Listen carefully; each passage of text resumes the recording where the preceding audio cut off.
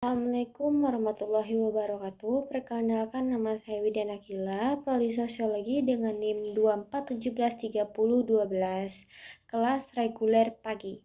Pada kesempatan ini, saya akan mereview naskah akademik rancangan Undang-Undang Perlindungan Data Pribadi, khususnya mengenai landasan sosiologis yang menjadi dasar bentuknya peraturan tersebut.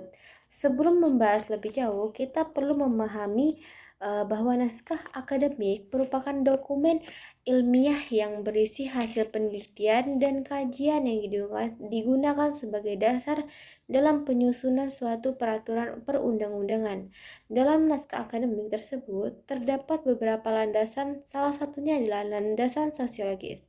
Landasan sosiologis adalah kondisi atau permasalahan yang terjadi di masyarakat sehingga diperlukan suatu aturan hukum untuk mengatasinya. Dengan kata lain, hukum dibentuk karena adanya kebutuhan masyarakat terhadap perlindungan dan kepastian hukum. Dalam naskah akademik rancangan Undang-Undang Perlindungan Data Pribadi dijelaskan bahwa perkembangan teknologi informasi dan internet telah mengubah cara hidup masyarakat. Saat ini, hampir semua aktivitas dilakukan secara digital, mulai dari berkomunikasi, belanja, belajar, bekerja, hingga melakukan transaksi keuangan. Ketika pengguna menggunakan berbagai layanan digital tersebut, masyarakat harus memberikan data pribadinya, seperti nama lengkap, nomor telepon, alamat rumah, alamat email, nomor KTP, bahkan data keuangan. Data-data tersebut menjadi sangat penting karena berkaitan langsung dengan identitas seseorang. Namun, perkembangan teknologi juga menimbulkan berbagai masalah sosial. Salah satu masalah yang sering terjadi adalah kebocoran data pribadi.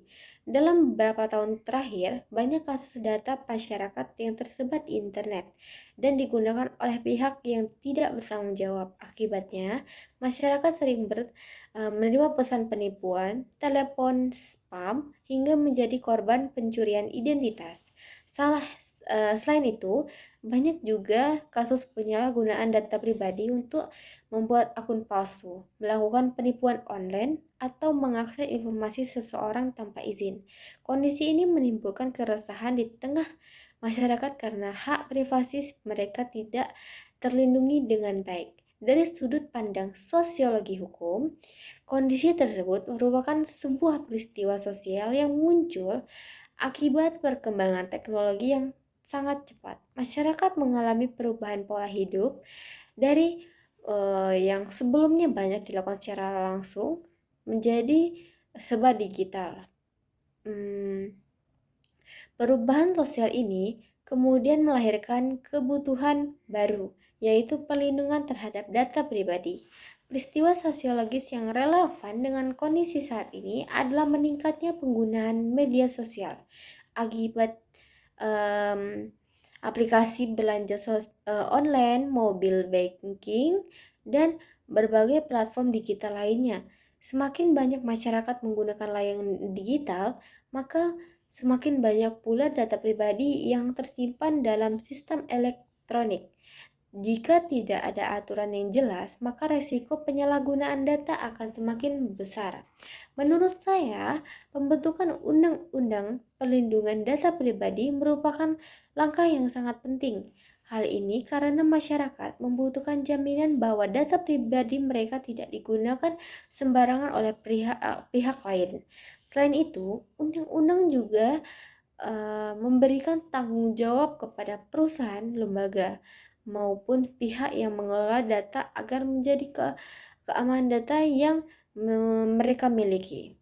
Melalui Undang-Undang Perlindungan Data Pribadi, masyarakat memiliki hak untuk mengetahui bagaimana data mereka digunakan, meminta perbaikan data yang tidak benar, serta memperoleh perlindungan apabila terjadi penyalahgunaan data pribadi. Kesimpulan yang dapat saya sampaikan adalah bahwa landasan sosiologis dalam naskah akademik rancangan Undang-Undang Perlindungan Data Pribadi berasal dari perubahan sosial akibat perkembangan teknologi digital dan meningkatnya kasus penyalahgunaan data pribadi di masyarakat.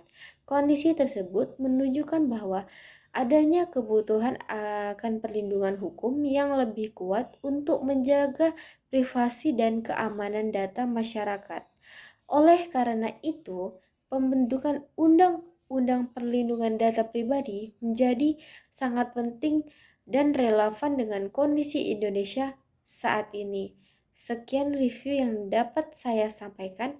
Wassalamualaikum warahmatullahi wabarakatuh.